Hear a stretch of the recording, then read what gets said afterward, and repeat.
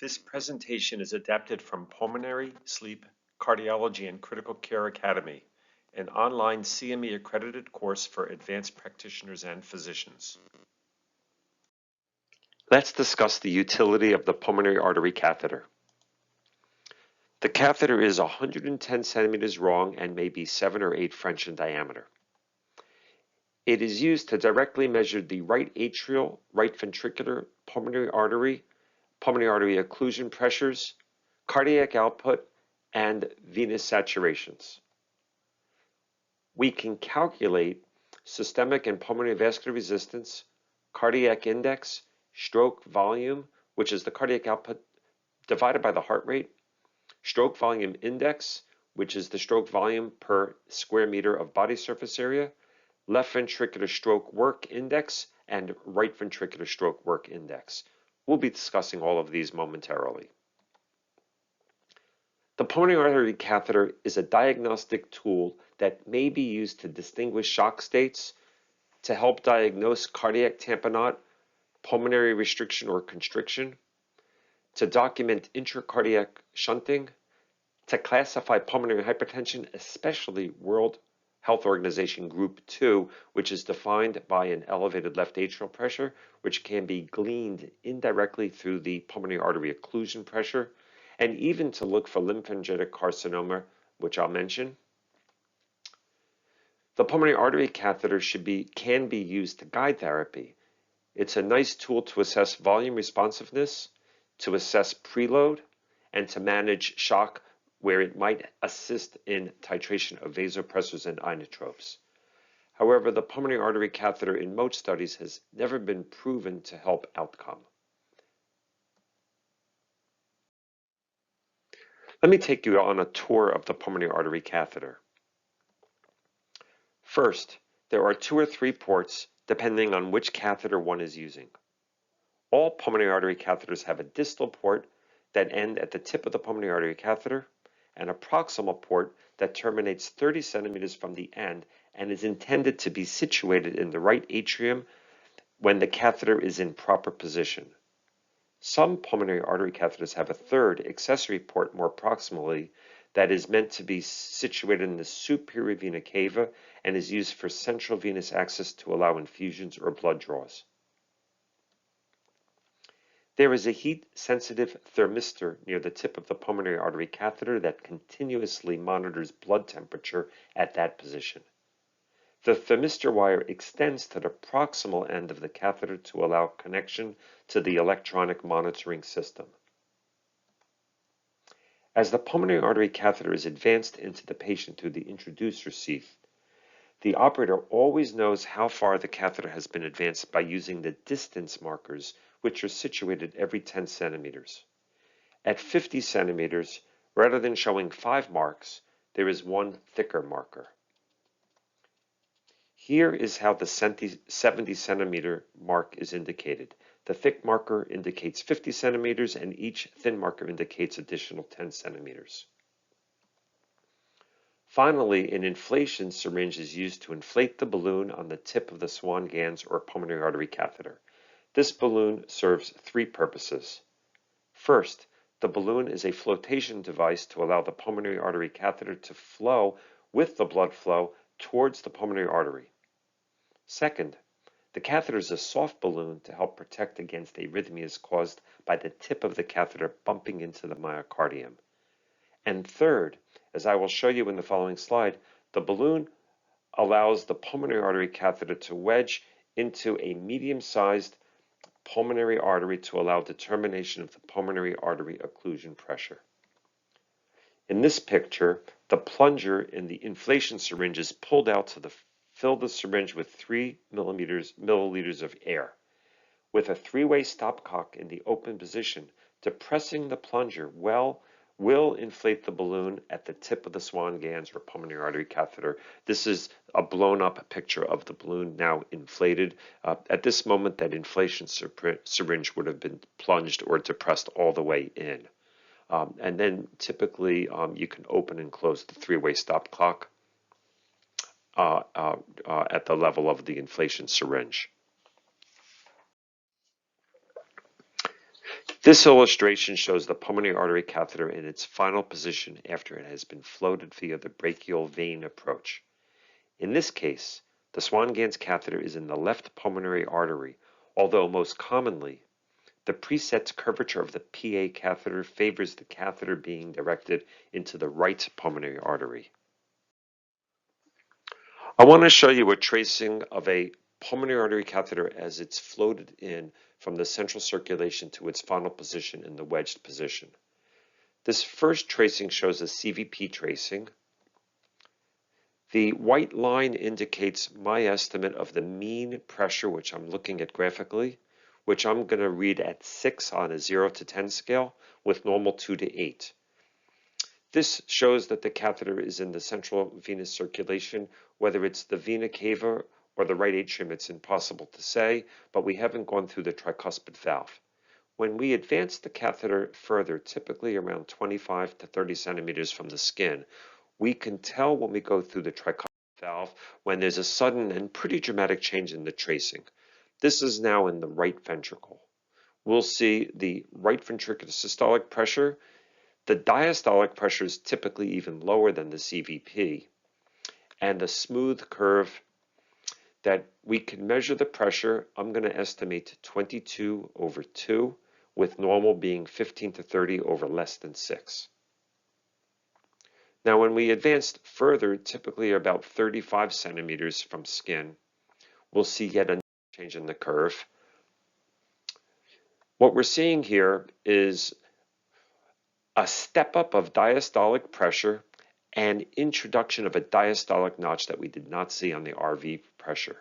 These two findings, diastolic step up and notch, indicate we've arrived in the pulmonary artery, meaning the catheter has passed through the pulmonic valve into the pulmonary artery.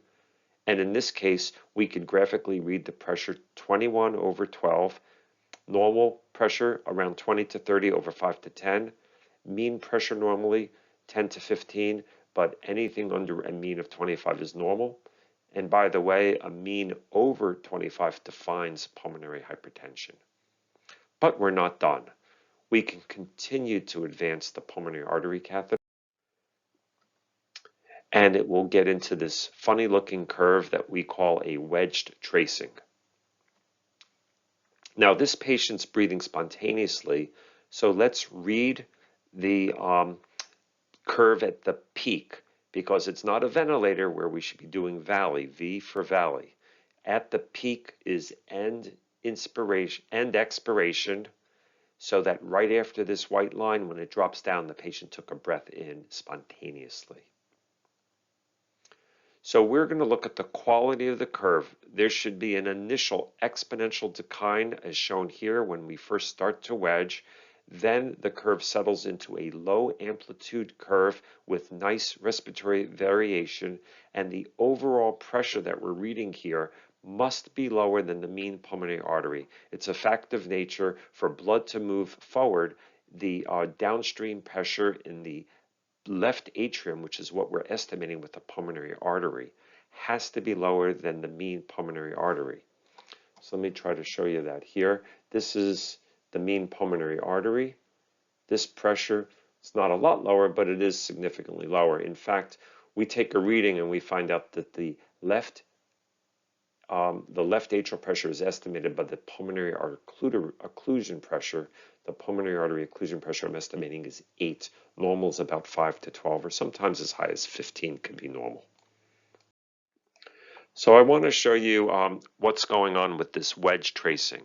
The pulmonary artery catheter starts in a central pulmonary artery, but as we advance it, it will eventually get into a branch of the pulmonary artery that's about the same size, and it can't go any further. So what's happening there is we have occluded a branch of the pulmonary artery. Because it's occluded, distal to the balloon, there is a no-flow state. Because there's a no-flow state, there's a continuous column of fluid between the tip of the pulmonary artery catheter, which is right over here, and the left atrium. So all of this blood is a single column of fluid. Now, the pressure across a system is generally flow times resistance. That's Ohm's law. We've talked about that a few times. But when flow is stopped or zero, because there's zero flow, 0 times any resistance is actually 0. So that means there can't be any pressure across the system. That means that during occlusion, the pressure at the tip of the swan has equilibrated with the left atrium. And that is the beauty of a pulmonary artery catheter, is you can indirectly look through the pulmonary vascular bed at the other side and see what the left atrial tracing would look like if you were right over here. But you never have to enter the left heart. You do this all from the right heart. So we also have to make one more assumption, and that's assuming that this alveolar pressure isn't so high that it's pinching everything here closed. So we have to assume that the arterial and venous pressure both exceed the alveolar pressure, which is typically what's happening where the swan goes. The parts of the lung where this relation is true is called zone 3 of West, the dependent lung zones. The hydrostatic column is enough pressure to overcome alveolar pressure, so this no flow zone remains open. If you're not in this zone, you'll get a beautiful reading of what you don't want. You'll actually get a pleural pressure or an alveolar pressure reading on the tip of the swan, which is a terrible looking tracing. So if we see a terrible reading, we might assume that this has not gone to zone 3 of West. So there are two methods of determining cardiac output with a pulmonary artery catheter. The first is called thermodilution. In thermodilution, we inject 10 cc's of room temperature saline into the right atrium, and we integrate the area under the cooling curve. So for example, in a normal cardiac output, the catheter starts warm, and when we inject the cold injectate into the right atrium, the bolus of cold saline passes through the tip of the catheter where the thermistor is, cools off the catheter to colder temperatures, and then it rewarms. So this would be a typical curve. Now, if someone has a high cardiac output, this all goes by quicker. The cold arrives quicker, catheter cools off quicker, so it's cooler, and then it warms up quicker. And if you have someone with a low cardiac output, the catheter takes longer to cool off, doesn't cool off as much, but takes much longer to rewarm. Everything is sluggish. And the Swan-Ganz catheter shows that the flow is inversely proportionate to the integral, which is the area under the temperature curve. That means the red curve has a larger area. It's in the denominator. It's an inverse relationship, so the cardiac output is low. The green curve has a smaller area, so the denominator is small, so the cardiac output is low because this is an inverse relationship. This is called the thermodilution equation.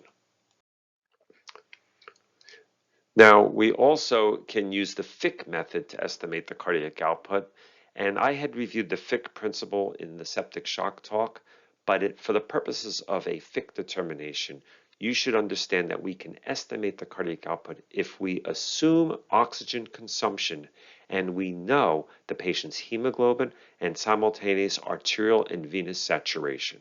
We just use the Fick equation. But the Fick equation, it basically starts with the assumption that your oxygen uptake is the difference between, your oxygen consumption is the difference between the amount of oxygen that's delivered minus what's returned.